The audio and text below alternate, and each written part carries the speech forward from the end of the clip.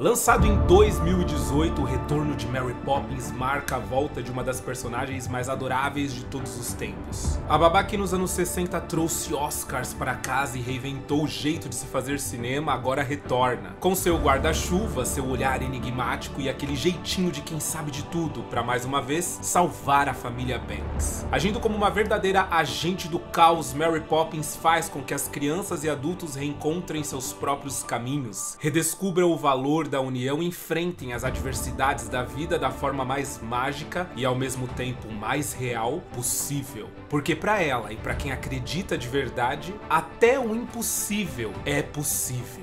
E meus amigos, Mary Poppins, o retorno de Mary Poppins, muitos de vocês me pediram desde que eu lancei o primeiro filme faz muitos meses atrás que eu trouxesse a continuação. Eu amo demais essa continuação e eu queria trazer ela nesse momento onde eu pudesse assistir com bastante calma para conseguir fazer uma leitura e trazer para vocês a maneira com que eu enxergo a Mary Poppins, principalmente nesse filme. Porque enquanto no primeiro ela é muito mágica e ela causa todo aquele caos para poder unir a família, aqui nesse segundo ela faz as mesmas coisas, porém a resolução do problema dos Banks passa pelo olhar dela o tempo todo. Só que ela não pode resolver, ela não pode pegar com as próprias mãos e falar, ó, tá aqui, façam dessa forma. Ela tem que fazer com que eles entendam, com que eles acreditem, se conectem um ao outro, com que eles percebam que a resolução dos problemas está ali o tempo todo. Ela age quase que como uma consciência invisível, que vai pouco a pouco juntando as pecinhas pra no final dar tudo certo e todos eles perceberem que, meu Deus, que maravilha! E mais, não se darem conta de que ela fez alguma coisa. E é aí que eu amo mais ainda a história. Apesar dela ter movido todas as peças pra que desse tudo certo, ela não leva crédito por absolutamente nada. É muito maravilhoso, é muito emocionante. Vai ser muito bom trazer tudo isso pra vocês. Além de que, né, vamos dar uma olhadinha nos bastidores também, porque dessa vez, com a tecnologia, foi possível fazer com que a Mary Poppins fizesse coisas realmente inacreditáveis, viajasse pra mundos impensáveis, dentro do desenho de uma tigela de porcelana, por exemplo. E é também um dos momentos mais icônicos do filme. Então,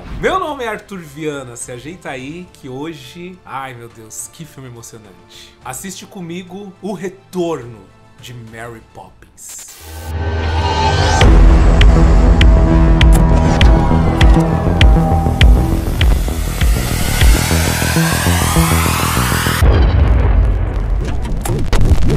E o filme começa da maneira mais mágica possível com um novo personagem chamado Jack, que aqui vai substituir o Bert na primeira versão, que era interpretado pelo Dick Van Dyke, lembra? E ele sai pelas ruas de Londres apagando o fogo dos lampiões, que é o que ilumina a cidade de noite. Isso porque Londres está nascendo novamente, está amanhecendo no filme. Até que ele chega na Rua das Cerejeiras, e é maravilhoso porque quando ele chega, toca o tema de Mary Poppins.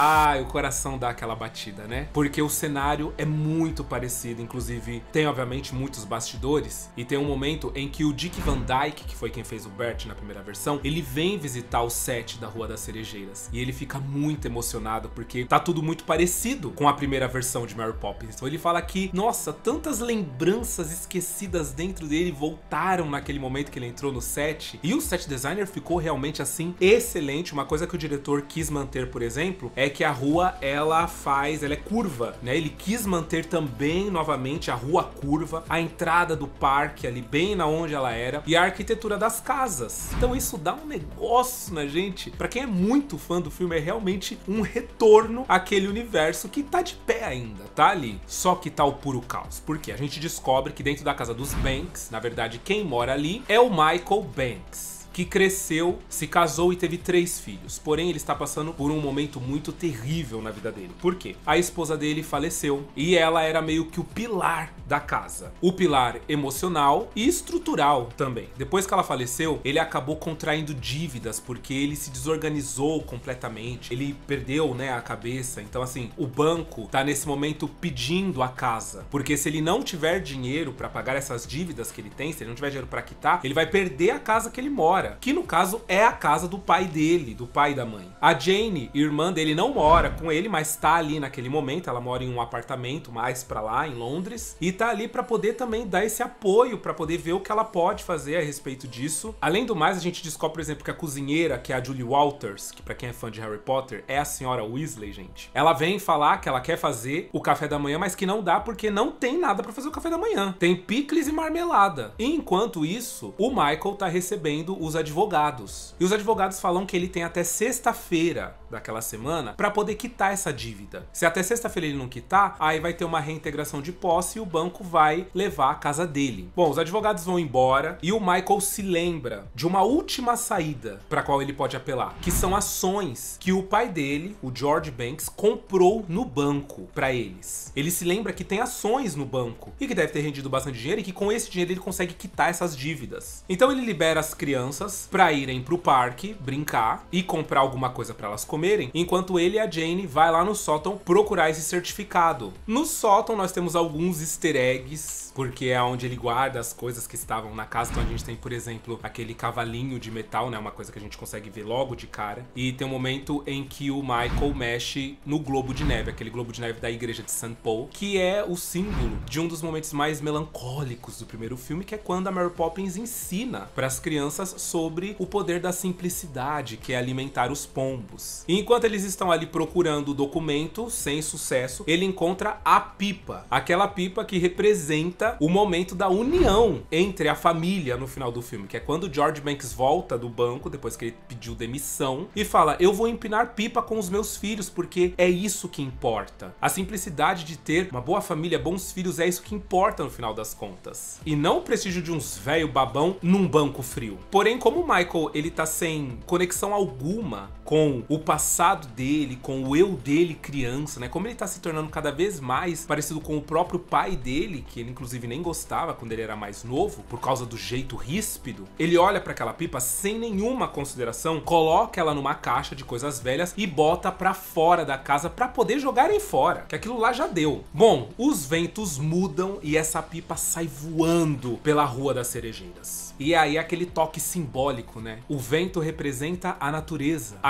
que está avisando que algo mágico e extraordinário tá pra acontecer naquele cenário. A Mary Poppins vem com os ventos do leste no primeiro filme e volta com os mesmos ventos no segundo. A pipa sai voando, acaba encontrando as crianças que estão no parque, e o Jack, como ele conhece esse vento especificamente, ele pedala na bicicleta pra onde o vento tá levando ele, chegando até a pipa também. O George, o mais novinho, ele sai correndo atrás dessa pipa, pega pela linha e começa a empinar ela, aproveitando que ela já tá praticamente voando. Só que a ventania tá tão forte que ela começa a carregar o moleque assim. E quem impede ele de ir é o Jack, que ajuda ele a puxar a linha até que a pipa some, e quando o céu abre, quem tá trazendo a pipa?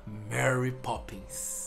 Ah, e é muito emocionante ver ela descendo. É claro que poderia ter sido muito mais emocionante se ela descesse com o guarda-chuva clássico. A gente meio que fica esperando por isso, né? Mas a gente só vai ver isso no final do filme. Nesse momento ela chega segurando essa pipa, e uma coisa muito interessante é que no primeiro filme eles tiveram que usar truques de cinema pra fazer, né? Não tinha tanto CGI, né? Tecnologia e tal. Então eles usaram perspectiva forçada em alguns momentos e cabos de aço segurando a Julie Andrews e tal. Dessa vez eles fizeram com CGI, o que ficou muito mais natural, dá um ar de muito mais naturalidade quando é muito bem feito. E o momento em que ela chega, ela foi içada de fato em cabos de aço, e a Emily Blunt falou que ela não queria nem ficar pensando naquilo, porque eles iam subir ela mais de 14 metros. Ela já estava avisada que ela ia ficar mais de 14 metros no ar. E quando chegou no momento de gravar, ela também ficou muito nervosa. E aí foi quando o diretor, o Robbie Marshall, chegou nela e falou bem assim: não pense que você é a Emily Blunt. Você agora é a Mary Poppins chegando pra salvar os Banks. É isso que você é. Então, fique calma. O que você mais sabe fazer é voar. Voar pra você é a coisa mais simples do mundo. Então, relaxa. Você só tá chegando. E o pouso dela é uma delícia.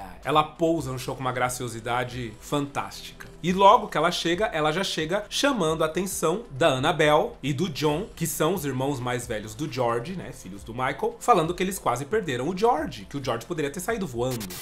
E vocês quase perderam seu George. Ele poderia ter sumido se eu não me agarrasse àquela coisa velha e... Em seguida já chama a atenção deles também, porque eles estão sujos, a Annabelle e o John, porque eles vieram andando pelo barro. Eles cruzam o braço irritado e perguntam como que ela sabe o nome deles. E aí o Jack responde, a Mary Poppins sempre sabe de tudo. E aí ela fala com o Jack, pergunta como está o velho Bert, e o Jack fala que o Bert tá viajando pelo mundo, conhecendo tudo que ele sempre quis conhecer. É um jargão da Disney praticamente, né? A Disney, ela faz isso com os personagens. Ela sempre dá um destino esperançoso pra todos eles. Bom, ela fala que voltou especificamente porque os Banks estão precisando urgentemente de uma babá novamente. Então ela tá ali pra fazer o serviço. Ela fala pras crianças se arrumarem e vamos pra casa. Em casa, assim que ela entra pela porta, a Jane e o Michael ficam extremamente espantados. Ela solta a frase clássica pro Michael que ele ainda não é um peixe, que é pra ele fechar a boca, que é a mesma coisa que ela fala no primeiro filme. Feche a boca, Michael Banks. Você continua não sendo um peixe. Fecha a boca, Michael. Você não é um peixe. E fala que a Jane continua inclinada com as risadinhas dela. Jane Banks. Continua com suas risadinhas até hoje. É muito inclinada a rir e não recolhe os brinquedos.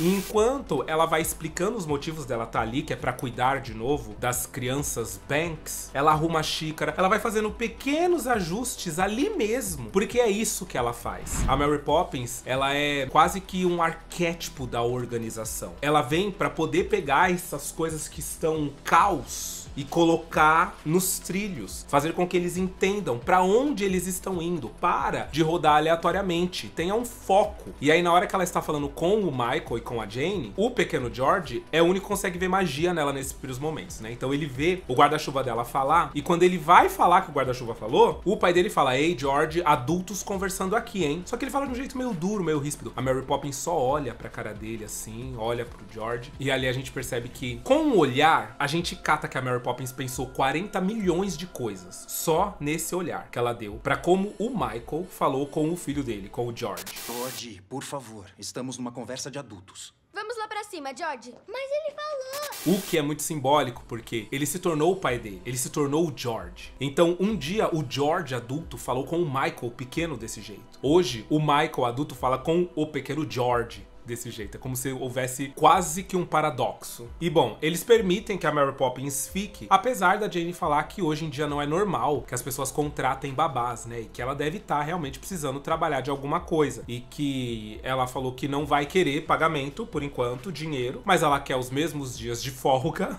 E depois eles veem isso, eles acertam o dinheiro com ela. E aí eles ficam na sala comentando, né? Lembrando, a chegada da Mary Poppins fez com que eles recuperassem um lado da infância deles que eles tinham meio que esquecido. E eles ficam se perguntando se era real, se foi real tudo aquilo que eles viveram com a Mary Poppins. E aí eles decidem que não era real não. Enquanto isso, a Mary Poppins está atrás deles, subindo a escada ao contrário, né? A quebra de expectativa da Mary Poppins. E aí quando ela chega lá em cima, as crianças não querem tomar banho. Porque a primeira coisa que ela fala é, vamos dar banho nessas crianças. O que é simbólico também, né? Primeiramente, vamos limpar essa sujeira e daqui a gente parte para a resolução das coisas. E não diferente do primeiro filme, onde as crianças não queriam arrumar o quarto, e a Mary Poppins achou um jeito mágico de fazer aquilo, aqui no banho é a mesma coisa. Ela tá preparando a banheira, e aí ela coloca as bolhas especiais dela, coloca um patinho e tal, começa a tirar as coisas da bolsa. E aí no momento em que as crianças falam que não quer, porque não tem graça nenhuma em tomar banho, inclusive, aparece um golfinho dentro da banheira. E as crianças ficam passadas, elas falam, mas o que é isso? A Mary Poppins, ela percebeu que as crianças, elas precisaram crescer desses anos que a mãe delas morreu pra cá. Elas precisaram se tornar adultas, responsáveis. E o que ela precisa nesse momento é resgatar a infância dessas crianças. É fazer com que essas crianças acreditem novamente em fantasia, em magia, porque ainda há tempo para elas viverem essas coisas, até de fato chegar à idade onde elas vão simplesmente se esquecer. Então a magia da Mary Poppins, ela teve que ir sendo introduzida. Ela não pôde simplesmente chegar e fazer um bagulho mágico e as coisas simplesmente aconteceram, porque as ações da Mary Poppins dependem das crianças permitirem. Se não houver imaginação, se não houver entrega da criança, a Mary Poppins não consegue, ela não tem poder. Por isso que são pequenas coisinhas, ela tira coisas cabíveis da bolsa dela no primeiro momento, mas a hora que o golfinho aparece é o sinal. E aí a Mary Poppins fala, não, ainda não, pera. Bom, depois disso, aí sim, ela tira um guarda-sol gigante dentro da pia do banheiro, as crianças não entendem como aquilo pode ser. E ela fala, então quer saber, vamos desistir do banho? Porque eu acho que realmente não vai dar certo. As crianças falam, não, eu quero.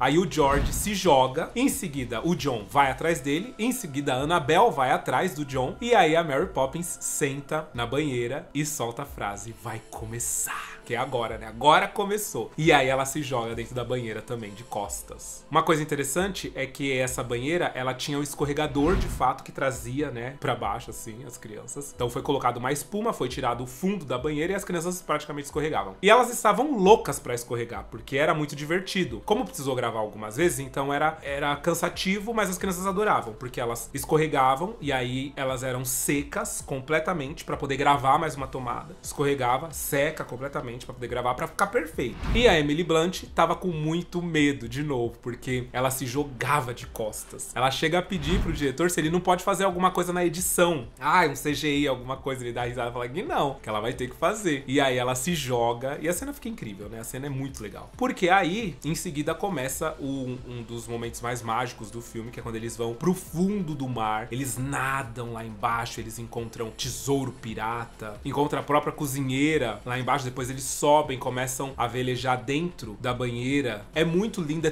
tudo muito bonito. Quando a gente vê como foi gravada essa cena, ela foi complicadíssima, porque o coreógrafo, ele teve que coreografar no ar, teve que entender como a cena toda ia acontecer nos cabos de aço, porque elas iam estar submersas esse tempo todo. E o CGI é muito impecável, o CGI do Retorno de Mary Poppins. É muito gostoso de assistir. Bom, as crianças descem loucas na sala pra poder falar pro pai o que acabou de acontecer, o que elas viveram, e o pai delas tá completamente sem paciência, procurando o documento que comprova as ações no banco, e ele não consegue encontrar, então tá uma bagunça a sala. Ele ignora as crianças, sobe pra pegar uma chave de um cofre que tem no banco, porque ele acha que pode estar lá nesse cofre, e as crianças ficam ali meio que sem graças pelo que aconteceu. A Mary Poppins de novo dá só aquele olhar pro Michael, sabe, tipo, nossa, realmente você tá complicado, viu? Mas a gente vai dar um jeito nisso. E aí a Mary Poppins fala: nossa, a Jane e o Michael sempre desorganizados. E aí ela joga uma pilha de papel dentro de uma caixa e todos os papéis que estavam jogados no chão começam a se arrumar dentro dessa caixa. Ela pega essa caixa, dá pro George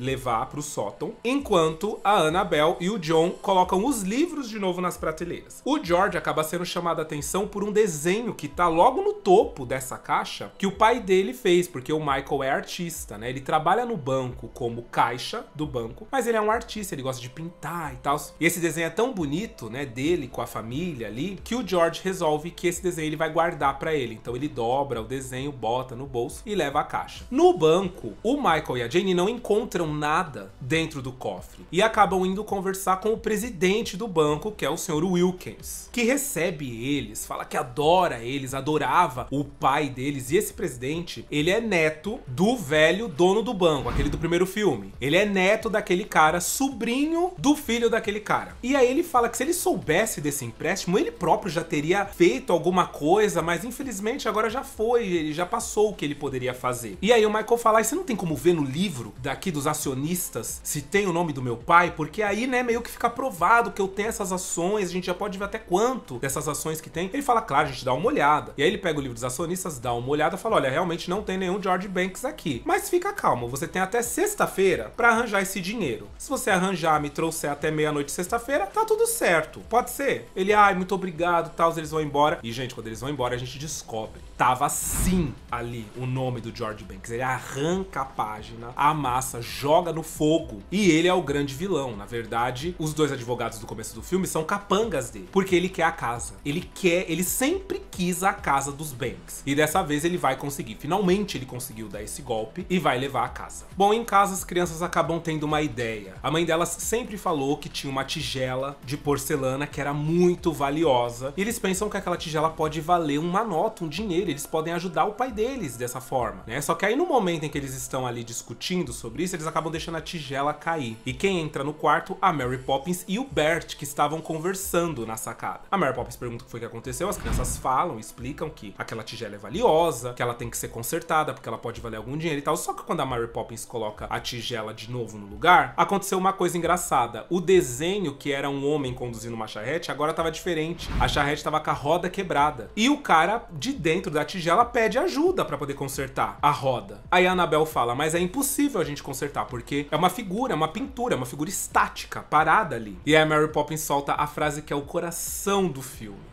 Só que até o impossível é possível quando se acredita. Ela está impossível. Só que tudo é possível. Até o impossível.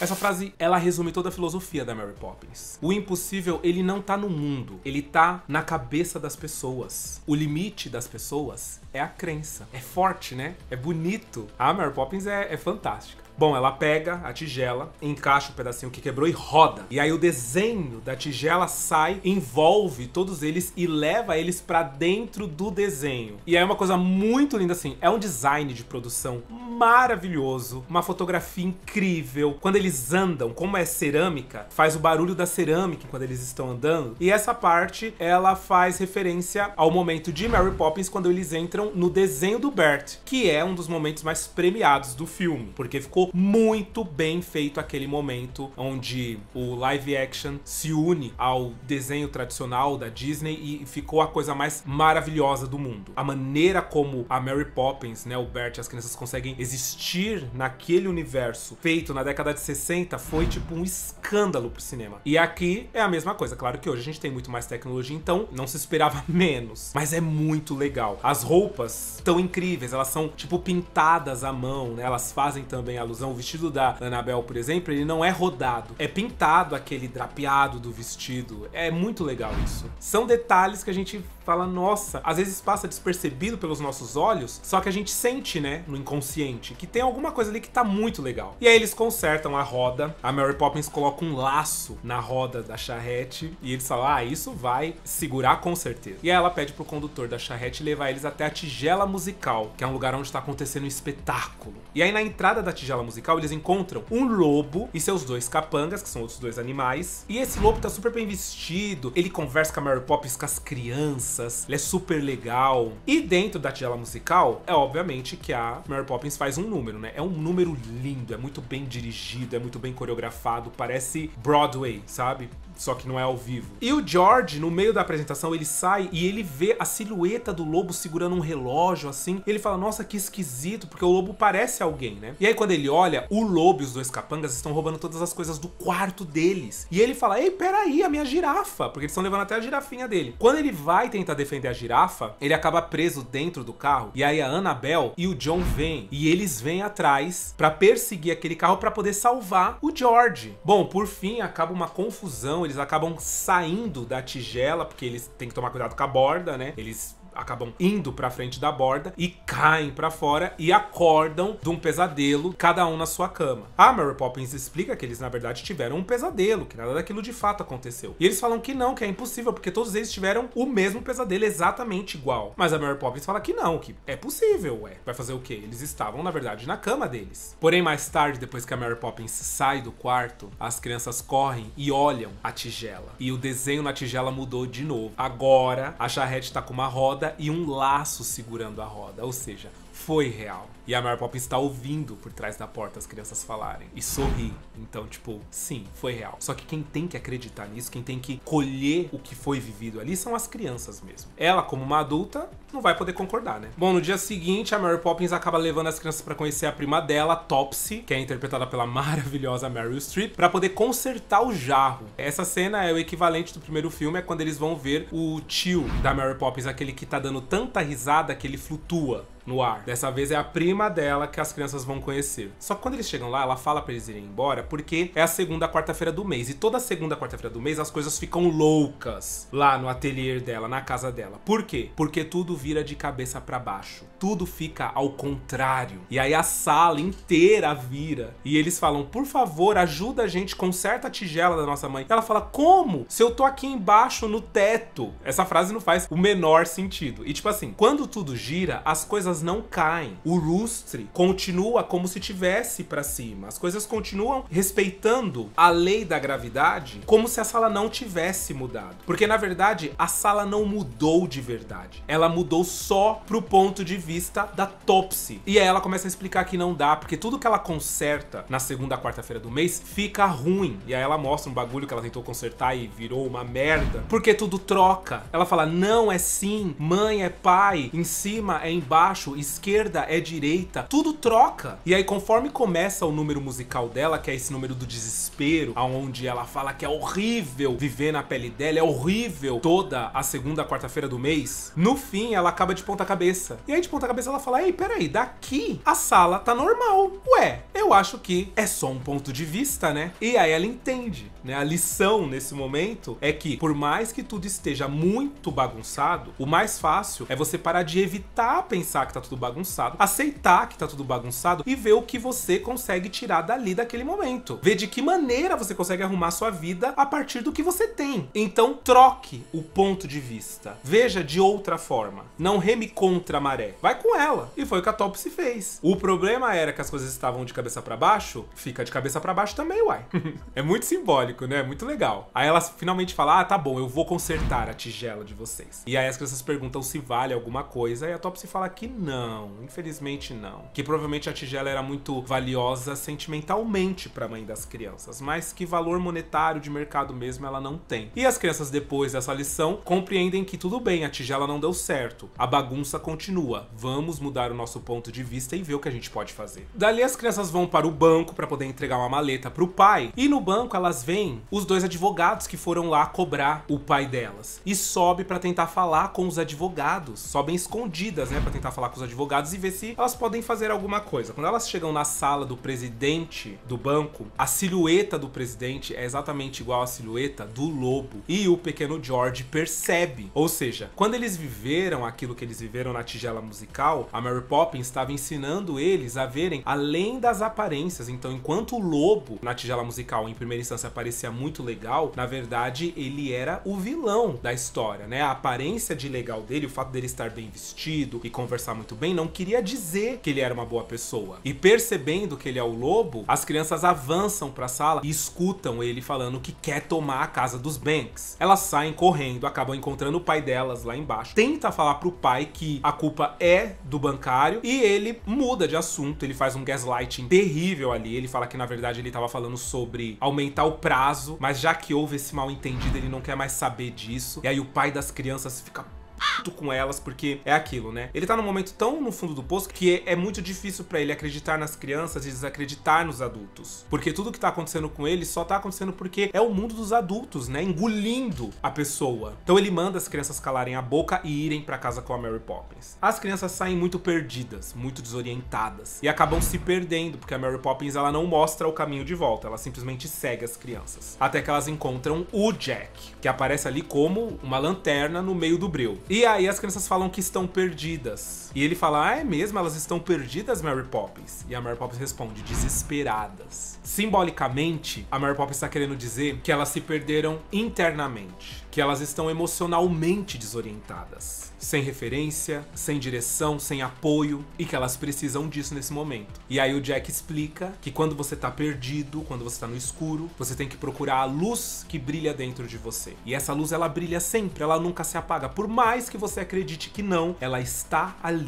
E aí começa o ato musical dele e dos lumens, que na primeira versão, né, é equivalente aos limpadores de chaminé. Aqui são os lumens, que é os caras que saem acendendo as lamparinas de Londres. E é um musical incrível, é enorme, igual o primeiro. A Mary Poppins dança com eles. E tem bicicleta, tem muita acrobacia. É incrível. E eles acabam chegando em casa, depois de toda aquela loucura. Porém, quando as crianças chegam, né, o pai tá muito nervoso. E é quando as crianças meio que acalmam ele. É quando as crianças conversam com ele. Por mais que ele esteja bravo e tenha brigado com elas, elas começam a falar que vai ficar tudo bem. Que entende que ele tem muita saudade da mãe, mas que a mãe está em algum lugar amando todos eles mesmo assim. É um momento muito frágil do filme, sabe? Não tem como a gente não se emocionar quando chega nessa parte. E ele chora e fala que infelizmente não deu certo. Por quê? Chega a sexta-feira à noite, eles começam a retirar as coisas da casa, né? A casa já tá vazia, mostra a imagem deles dentro da casa sem nenhum móvel. E quando eles estão saindo, o George se lembra que ele não pegou a pipa. A pipa que o pai deles empinou no primeiro filme e que foi a pipa que trouxe a Mary Poppins de volta pra eles, pelo menos nesses últimos momentos ali na casa e que é tão especial, então ele manda o George buscar. E aí um detalhe, né? A pipa, ela foi rasgada e o George teve que consertar. Então ele pegou aquele papel que ele pegou na caixa, quando a Mary Poppins pediu pra ele jogar a caixa fora e deixou um papel bem em cima, assim, ele pegou aquele papel pra poder consertar a pipa. E aí na hora que o Michael vê, ele fala, nossa, é o desenho da nossa família. Na pipa, que tem um papel simbólico tão grande, né? Que simboliza a união da família deles no primeiro filme. E aí quando ele coloca contra a luz, ele percebe que esse papel aonde ele riscou esse desenho é o certificado das ações, que não foi pro lixo, que não desapareceu na cabeça deles. Meu Deus, George, que bom. Foi a Mary Poppins, né? Mas foram eles. Eles falam, vamos correr pro banco agora. Quanto tempo a gente tem? 7 minutos pra chegar no banco. Eles falam, impossível. Impossível. Porque a gente não vai chegar a tempo. E aí a Annabelle fala, para de falar isso. Vai dar tempo. Vamos mudar o tempo. E todo mundo fala, não, isso é impossível. E aí ela solta a frase da Mary Poppins. Só que até o impossível é possível. Não é, Mary Poppins? A gente não pode mudar o tempo? E aí a Mary Poppins responde, eu não sei por que isso não poderia ser arranjado. Podemos mudar o tempo? Eu não vejo por que isso não pode ser arranjado. É um momento muito legal porque a Mary Poppins, ela não diz simplesmente sim, eu consigo. Ela solta um por que não. É a personificação da possibilidade que não foi negada. É assim, é uma filosofia inteira numa frase. Por que não? Vamos lá. Eles se arrumam todos, o Michael e a Jane vão pro banco, a Mary Poppins sobe na bicicleta e ela vai conduzir a bicicleta dessa vez. Ela fala, bom, tá tudo arranjado. Agora é simples. A gente só tem que mudar o tempo. E vamos embora. Gente, sério, ela vai... Como que ela vai fazer? Pra voltar o tempo. Pra dar tempo do Michael e a Jane chegarem no banco antes da meia-noite. Pra gente, até a gente que tá assistindo, é tipo, não, é impossível. Só que a Mary Poppins, ela fala com a maior calma do mundo. Serenidade e certeza. Agora é simples. É só mudar o tempo. Como que isso é o simples dessa equação toda? Bom, a Mary Poppins, as crianças, o Jack e os Lumens correm pro Big Ben. Chegando lá, eles vão montando uma escadaria pra chegar até os ponteiros do Big Ben. Na verdade, eles entram lá dentro, o Jack apaga a luz e agora ele precisava puxar o ponteiro 5 minutos pra dar tempo da Jane e do Michael entregarem o papel. Só que ele não consegue porque tá muito alto. E é quando a Mary Poppins fala, ai, tá bom, vai, eu vou. E aí a gente vê finalmente ela usando o guarda-chuva dela. Ela flutua de guarda-chuva até lá em cima. É uma cena muito legal. Eu amo essa cena, assim. Nossa, eu acho que é uma das que faz meu coração mais disparar, assim, no cinema. E aí ela puxa, manda o Jack acender de novo. E no momento em que dá meia-noite lá no banco, as badaladas do Big Bang não vêm. O Wilkins pergunta o que tá acontecendo e os capangas não sabem responder. Ele fala, bom, não importa. Não deixa a Jane e o Michael entrarem. O fato é que os dois chegam no banco e a porta tá fechada, eles não conseguem entrar. Então eles empinam a pipa até a sala do Wilkins pra ele poder ver, pra ele ver o certificado das ações. E o Wilkins finge que não tá vendo absolutamente nada. E aí, de repente, dá uma rajada de vento, a pipa entra com tudo na sala, bagunça os papéis. E quem fez isso? A Mary Poppins. E ela faz só uma cara assim pro Wilkins, porque ela fica, nossa, como pode, né? Uma pessoa desse jeito, um lixo desse. E aí lá embaixo, um dos advogados, ele tem um coração mais mole, né? Então ele trai o outro, puxa a porta e deixa o Michael e a Jenny entrarem. E eles vão até a sala do Wilkins. Então eles montam o certificado das ações ali, com todas as peças, mas aí tá faltando um pedaço das assinaturas. E o Michael fala, não, tudo bem, George. Porque ele pergunta pro George, George fala, eu acho que esse eu devo ter jogado fora. Ele fala, não tem problema. Porque tá aqui, né, tá provado, a gente tem realmente ações aqui no banco. E aí o Wilkins se revela completamente. Ele fala, não tá aprovado. Sem as assinaturas, nada feito. Se você não tem o dinheiro, então me desculpa, a casa é minha. E ele fica tão bravo assim, ele fica tão triste, na verdade, que ele percebe que foi tudo manipulado. Ele fala, você queria, né? Quando as crianças tentaram me alertar e eu não ouvi, era verdade. Você queria a nossa casa. Mas tá bom, fica com ela, porque eu tenho tudo que mais me importa nessa vida bem aqui, ó. Meus filhos, minha família, minha irmã, é isso que importa. Fica com a casa, não tem problema. E aí quando ele tá indo embora, entra o atual herdeiro do banco, o dono do banco, que é ninguém mais, ninguém menos do que o próprio Dick Van Dyke, que é o Bert da primeira versão de Mary Poppins, fazendo aqui um papel que ele fez em Mary Poppins também, que é do dono do banco. Na verdade, o filho do dono. Ele já entra falando que o George Banks tem ações naquele banco já faz muitos anos e que elas são completamente válidas e que sim, ele tem dinheiro para pra pagar essa dívida sim. E demite o Wilkins. Diz que ele não presta. Que o que ele tá fazendo com o banco, manchando a reputação do banco completamente. Que não é assim que lida com as coisas. E manda o Wilkins ir embora. E aí no fim ele chama as crianças do Michael. E aí ele fala que há muitos anos atrás, o Michael deu 2 moedas pro pai dele. E o pai dele trouxe essas 2 moedas pro banco e investiu. Isso realmente aconteceu, né? No final de Mary Poppins. E essas 2 moedas geraram lucros, um grande dinheiro capaz de pagar a dívida deles. Então, que eles não precisam ficar tristes, eles não vão perder a casa deles. Ah, é muito emocionante nessa parte porque toca a trilha sonora de Mary Poppins, de Feed the Birds, né? As pequenas ações, as que parecem que são inúteis, elas têm um impacto gigantesco. Uma coisa legal é que no primeiro filme, o Dick Van Dyke queria fazer o dono do banco. Mas o Walt Disney, na verdade, ele queria uma pessoa velha mesmo pra fazer. E o Dick Van Dyke falou que conseguia fazer essa pessoa velha. E o Walt Disney falou, olha, você vai ter que fazer um teste. Se você for bem no teste, você consegue o papel. Se não, aí ele fez a maquiagem, né, as próteses e tal, e fez o teste pra fazer o dono do banco e passou. Aí o legal é que dessa vez, ele não precisa de prótese de nada. Do jeito que eles maquiaram o Dick Van Dyke lá em 1960 pra parecer velho, hoje ele velho é exatamente igual. Eles acertaram completamente em como ele ficaria velho. Não é impressionante uma coisa dessa? Bom, e aí no dia seguinte, enquanto eles caminham ali pelo Parque das Cerejeiras, tá tendo meio que uma feira, e eles chegam numa velha dos balões e perguntam se eles podem comprar um balão, e a velha fala que, claro, é a Angela Lansbury, que é uma lenda da Disney, que inclusive é a voz da Madame Samovar, da Bela e a Fera, sabe? O Bully, ela que fez a voz, cantou a música e tudo. E ela vende um balão pro Michael, porque ela fala que ele precisa se lembrar como é ser criança. E aí ele flutua com o balão, porque ele recobra isso. Essa sensação de ser criança. E aí ele se lembra de tudo. Ele se lembra de tudo que ele passou com a Mary Poppins e fala pra irmã dele, foi real. A gente passou mesmo por aquilo, foi real. Agora eu lembro, eu sinto. E aí todos eles compram um balão e todos eles flutuam. Todos na feira toda flutua. Menos, é claro, o Sr. Wilkins, que aparece lá do nada, compra um balão e o balão cai. Que ele é tão pesado que o balão cai. Deus me livre. E aí o balão leva a família até a casa da Rua das Cerejeiras. E na hora que eles estão prestes a entrar, o vento muda. É um sinal da natureza de que tá tudo certo, agora tá tudo bem. E que a Mary Poppins vai embora. E aí eles entram felizes em casa, sem, novamente, né, sem aquela saudade da Mary Poppins, aquela coisa de cadê a Mary Poppins? O que é, como tem que ser, realmente, né, a vida vai, segue. É isso aí, tá tudo certo. E a Mary Poppins percebe que, mais uma vez, o dela tá feito. E aí ela abre o guarda-chuva e sai flutuando. Finalmente a gente vê ela flutuando com o guarda-chuva numa cena espetacular. O Michael grita que dessa vez ele não vai se esquecer, que ele nunca mais vai se esquecer da Mary Poppins. E o filme termina com a Mary Poppins sobrevoando a cidade de Londres, como se fosse uma pintura, mostrando pra gente que basta um novo olhar e tudo, mesmo o pior dos problemas, pode se transformar.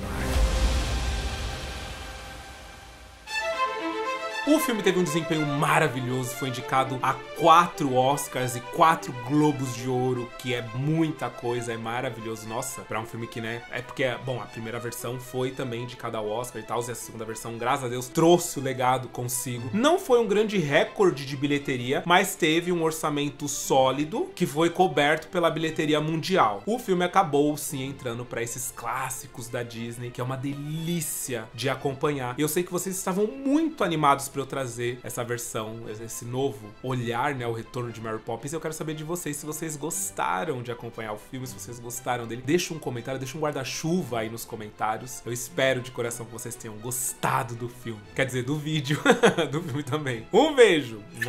E até o próximo vídeo.